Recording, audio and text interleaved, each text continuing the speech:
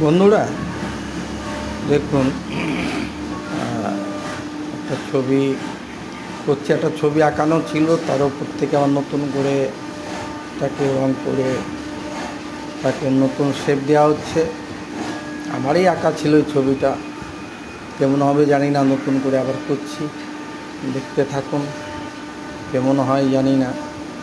যদি ভালো হয় আপনারা একটু কমেন্ট করুন। এটা আমি ইউটিউবে আমার জোকেন বার বা সুরঞ্জন সরকার নামে যে ইউটিউব সার্চ করলে আপনারা পেয়ে যাবেন, ওখানে ছবিটা দেওয়া থাকবে।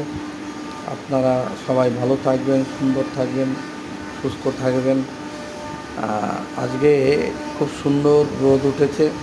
গতকাল জাতীয় কবি কাজী নজরুল ইসলামের জন্মবার্ষিকী ছিল।